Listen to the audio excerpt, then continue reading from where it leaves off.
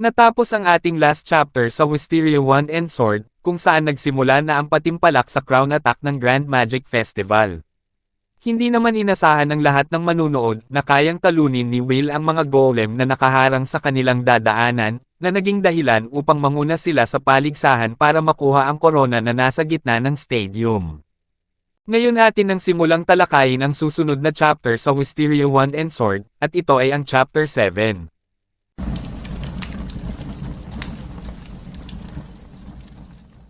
Nagsimula ang chapter kung saan nag-announce si Myers na si Will Selford ay tumatakbo ng mag-isa sa unahan. Ang Crown Attack na ito, kung saan ang mga koponan ay naglalaban para sa corona sa stadium. Ang ika-6 na team na kasalukuyang nangunguna ay pumapasok na sa Rocky Desert Zone. Habang umuusad ang 6th team, napansin ni Colette na may paparating sa kanilang harapan at mabilis niyang ipinaalam ito kay Will. Ang mga golem ay naghagis ng mga bato patungo sa kanila. Mabilis namang kumilos si Will, at ginamit ang kanyang kanang kamay, na may mahika ni Colette, at sinuntok ang lupa sa kanyang harapan.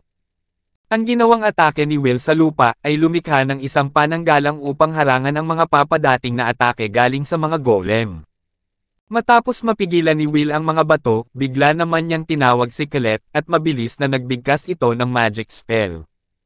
Ang ginamit na mahika ni Colette, ay Bloodline Ground Transmission, Slain Remains of Giant Sword.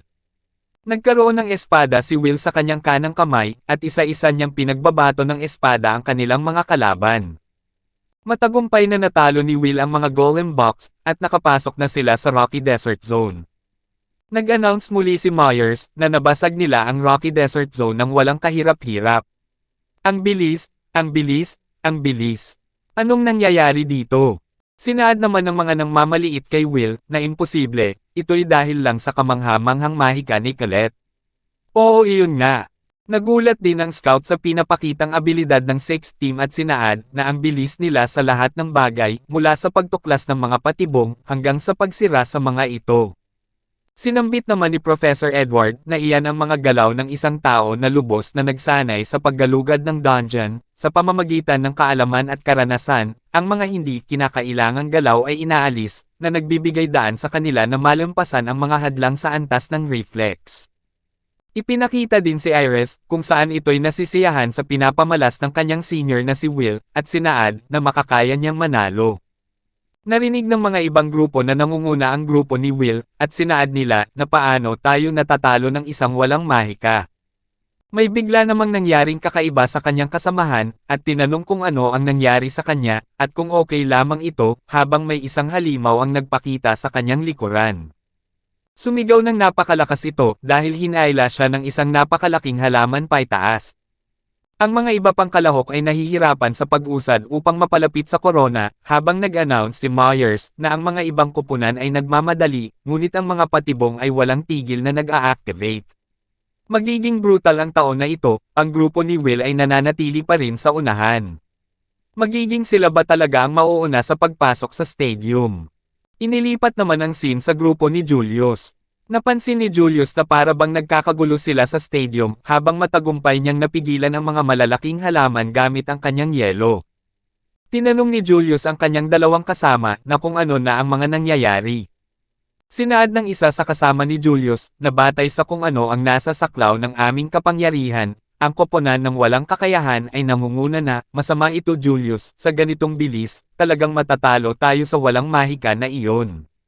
Sinabi naman ni Julius na walang problema, ako na ang bahala dyan. Inilipat ang scene sa grupo ni na Will kung saan nasa Enchanted Forest Zone na sila. Nag-announce ulit si Myers na ang ika-6 na koponan ay nakarating na sa huling zone, ang Enchanted Forest. Ito ay isang zone na puno ng napakaraming mahiwagang mga patibong at mga tagapagbantay. May naapakang trap naman si na Will na naging dahilan upang ma-activate ang chain cycle. Ito ay naglabas ng mga magic circle sa kanilang paligid at inatake ang 6th team. Sinaad ni Will sa kanyang sarili na sa ganyang kaso ay papawiin ko sila sa isa't isa. Hindi gumana ang plano ni Will habang nag-announce si Myers at sinaad na ano sa tingin mo sa sitwasyong ito Edward Sensei. Ang nag-set up ng minefield ng dark magic o sa halip ang mga mapanganib na patibong na iyon. Hindi naman pinansin ni Professor Edward si Myers, habang napaisip si Will at sinabi sa kanyang sarili, na ayon sa mga patakaran ng Crown Attack, kapag mas malapit ang mga kalahok sa stadium, mas malamang na magkakaroon sila ng contact sa mga kalaban. Dito sa kagubatan magsisimula tayong makakita ng seryosong labanan sa pagitan ng mga koponan. Papanatiliin naming mauna sa kompetisyon, at magtatakda ng isang ambush. Kung makakasecure kami ng paborebleng teritoryo, kung gayon si Julius. Hindi naman natapos ni Will ang kanyang iniisip, at bigla itong nakatanggap ng atake, na hindi alam kung saan nagmula. Hindi inasahan ni Colette ang nangyari kay Will, habang ipinakita na tumama lamang ito sa cape ng ating bida. Tinanong ni Colette kung okay lamang siya, habang biglang nakatayo si Julius sa kanilang harapan, at hawak niya ang kanyang wand. Hindi inasahan ng sex team, na nasa harapan nila si Julius habang sinaad ni Colette, na totoo ba ito, paano niya tayo naunahan sa kagubatan. Sinaad naman ni Will sa kanyang sarili, na imposible, natalo kami ni Colette sa takbuhan at mahika ni Julius ng mag-isa. Nagtatago ba ang dalawa pa nitong mga kasama, at paano sila nauna sa amin? Biglang nagpakawala ng maraming tipak ng yelo si Julius, upang atakihin ang sex team. Habang iniiwasan nila ang mga atake ni Julius, sinaad ni Will, na sa halip na mag-alala tungkol doon, kailangan kong magpalit ng diskarte.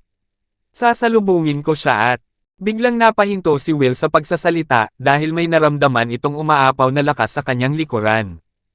Kay Sion nanggagaling ang kapangyarihang naramdaman ni Will. Nagbibigkas ito ng isang magic spell, habang sinabihan ni Colette si Will, na umalis sa kanyang kinalalagyan. Ang ginamit na spell ni Sion, ay isang fire magic, na tinawag niyang Blazing Cone of Immolation. Ang atake ni Sion ay dumaan sa kinatatayuan ni Will, at dahil sa lakas ng spell ng ginamit ni Sion, ay lumikha ito ng malakas na pagsabog, na narinig ng mga nasa stadium. Hindi naman tinamaan si Will sa atakeng ginawa ni Sion, ngunit nung inimulat na niya ang kanyang mata, ang mga puno na nasa kanyang harapan, ay biglang naglaho. Sinabi ni Sion, na umalis ka Julius, sagabal ka. Napaisip si Colette sa pangyayari at sinaad, na pinupuntirya niya ba si Julius. Hindi, layunin niyang tamaan si Will at Julius gamit iyon. Tinanong ni Colette si Sion, na kung ano ang pakay nito. Sinambit naman ni Sion, na tahimik kitang hinayaan gamitin ako hanggang dito, Colette. Ngunit mula ngayon, kukunin ko ang kabayaran para doon, lumaban ka sa akin, walang silbi. Napaisip si Will na anong gustong mangyari ni Sion, habang sinaad nito, na isang laban sa pagitan ko at ikaw, para saan.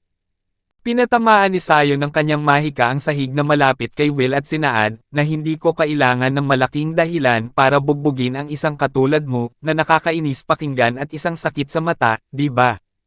Sinubukang pigilan ni Colette si Sion, ngunit biglang may mga bloke ng yelo ang lumabas sa harapan ng dalaga, at ang may gawa nito, ay si Julius.